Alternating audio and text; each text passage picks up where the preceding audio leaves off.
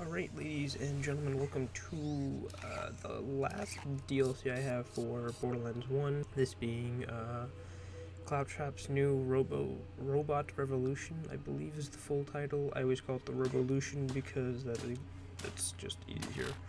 I do screw up trying to get there. For some reason my mouse wheel on my computer has sort of fucked up and died. Why? I'm not sure. Probably because I keep clicking it a lot too often. I don't know. It's weird. So that really died. And for some reason it takes me like 4 times to actually get to the place. And I'm looting. Good. I am looting. Good, yes. Alright, so that little arrow down there indicates that there's more places down there, right? Since my my mouse wheel is broken, I thought I could just click on it, but instead it apparently it's just there for show. There's no button there, so you have to bear with me for a second. I do this like twice because I'm an idiot. It's like first time shame on me, second time shame on you. So I try and click it again and I get sent to, I think, the exact same location or the other side of the map. I'm not sure. Other side of the map. Yep. So I was like, fuck it, I'll just use the mouse keys. Whatever. It's in the charter station. There we go. So before I explain what this DLC is about, I might as well just wait for the little intro video that's going to happen in 3, 2, 1. Damn it. Video? Oh, that's right. It's like, yeah, that's off. Our story began when the Hyperion Corporation decided they'd had enough of the treasure hunters. With the vault on lockdown, they had served their purpose, and now they were a drain on the economy. Why pay full price for weapons when you can take a 5-finger discount off the nearest corpse? Hyperion was looking to clear up the drain, but those guys were one tough hairball. I thought you said the treasure hunters were the drain. Now they're the hairball? Well, yes, you see, the treasure hunters were blocking the flow of, and the grimy buildup of money and... This metaphor stinks. Shut up! Point is, Hyperion had a plan. The treasure hunters could handle all manner of beastie, bandit, and battalion, but they weren't expecting the interplanetary ninja assassin Claptrap. This Claptrap was programmed to take our boys out indirectly. Trapping, poisoning, spreading catty rumors around town. Nothing was off limits. He was smart. Too smart. He looked around and didn't like what he saw. Claptraps being subjugated, humiliated, obliterated. What we call programming, he called slavery. So, he rallied his fellow Claptraps and turned them against their corporate masters. What started as a rebellion became a revolution. And take a wild guess who Hyperion called to clean up the mess. I'm sorry. Anyway, so yeah, the entire purpose of this DLC is a robot, pretty much Armageddon. They somehow Claptrap is leading an entire revolution against all humans in the entire world of Pandora, which out of every robot you could have picked, you could have made up a new robot. You made Claptrap. It's so weird because he doesn't look strong. He's a tiny little box with a wheel and 2 like thin arms. Like, you should see how they fire, because there are Claptrap weapons, or not weapons, but enemies in the game, and they do have guns and they do shoot you. And it is the funniest looking thing that you'll ever see because they fire in such a stupid way. Oh, and here's the intro for Tannis. Apparently we need to be remet with her. Batteries to power, turbines to speed. Ooh, I wonder what this does. Yep, there's Patricia Tannis. And she goes on about some... Yeah, she needs Claptrap parts. She's the fetch quest giver in this DLC. Why? I'm not really sure. Hey, hello! I don't remember. My secret lab. Terror Pavilion, yes. I like that one She best. just sort of said, "Hey, you look like experimentation. Maybe you dabbled a bit in college. Oh, and her lips don't move. A lot of the character lips in this DLC, for some reason, just don't actually move. Or like, I don't understand it myself. It's weird because when I talk to Blake, we'll meet him in the next video, I think. If you stand in one position, his lips will start to move. But if you stand in another, or anywhere else in the room, they just stop. And it's weird. The reason why I'm going down here is because I want to go to the town that I know that it's that way, but it doesn't get unlocked until after we do this mission. I just wanted to do, you know, efficiency, guys. That's all I'm asking for, is a little efficiency. But yeah, we have to go collect Claptrap parts. This first mission, or first edition of the Claptrap collection, it's in set locations. So we'll have to go collect, I think, 150, 200, the most in one mission. But we have to go collect all of that. But we can do that during like our little adventure of saving the world from Claptrap again. I still don't understand why out of everything they picked Claptrap to lead the Armageddon. I guess for the sequel, because in the sequel there's only one Claptrap in the entire world. I don't know if they were going to like bring back more. But yeah, I think I don't want to spoil anything. Not till the end of this DLC. So yeah, I'm pretty sure I have just spoiled it because there are no. Shut up. Okay, whatever. Don't get technical here. I'm apparently snapping a turret and it's not going too well. There we go. I forgot that I had Phoenix on, so when I got the bullet and the Phoenix ability kicked in, I got really scared. I was like, what the fuck?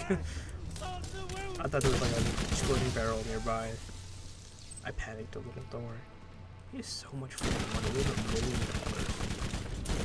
Over $1 million, I should mention. Yeah, these 5 places, components, as I mentioned, are in set locations, so we can just pretty much run by everyone.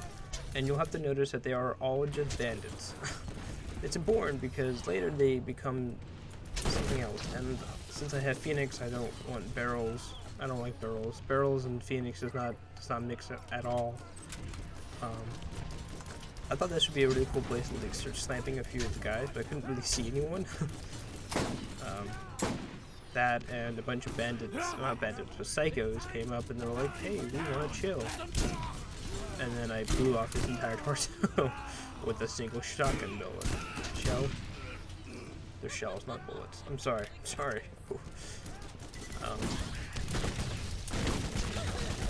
Man. Anyway, so, freaky little midget. Oh yeah, that's right, they, since this is like late game, I want to call it late game. A lot of the game starts adding like tougher enemies. So instead of just having a badass, we have a bad mother, like a bad motherfucker. Just in case you didn't get that. Just in case, like you're 5 years old. Like that guy, bad mother, talking right about him. And apparently bullets don't work on this guy. Not that I'm a shitty shot, just bullets don't work. That and he has a rocket launcher. Fuck people who have rocket launchers. Yeah, so I guess they were trying to like scale the difficulty in this game. So instead of creating a bad mother or badass at my level, they created a bad mother. And for some reason, this game has really weird invisible walls, like that post where I can clearly go through, and the bar is above me, but I can't walk through it because logic. It's not as bad as Hammerlock DLC. Oh my god, there's so many invisible walls and like areas where you have to jump where it's like, it's so stupid. I know, jumping, right? No, but there are some stupid invisible walls, like on a path that you're supposed to walk up, and clearly, like it's a clear path walkway. Half of it has this invisible wall. It's so annoying. Whatever. I got through that DLC. It's fine. I don't need to go back quickly. Unless I want to play through the game a second time. Yeah, so why am I just standing there? Oh. Apparently I decided to take out a bad mother. Then again, I'm like 8 levels higher than everything in this DLC. So to say I'm overpowered would be an understatement. Like I said, I don't know why I did that. I think I was trying to throw a grenade and instead I hit F because whoever designed the layout for this put F and G, your active skill and grenade, right next to each other, and I do like this pinball thing of, yeah, a pinball machine worth of explosive barrels that kept knocking me back and forth. Sort of why I try and kill all the barrels, but I guess I somehow forgot. It's a really good thing I have that healing ability with the phase block, so no harm, no foul. What was I talking about? I can't actually remember. Anyway, whatever. There are some skags. There are some animals in this DLC. There's not a lot. It's no hammerlock. That's Borderlands 2.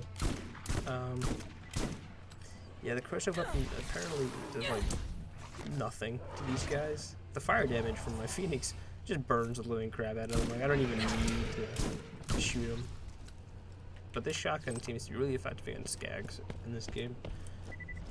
I don't know if that's because it's got explosive damage or it's just a shotgun in general and it does a lot of damage up front. Potato, potato. Oh, it's this place with the Gatling turret. Do I make sure? Okay, so there's the piece. Do I make sure I get all the barrels? One. Still let it hit me. Whatever.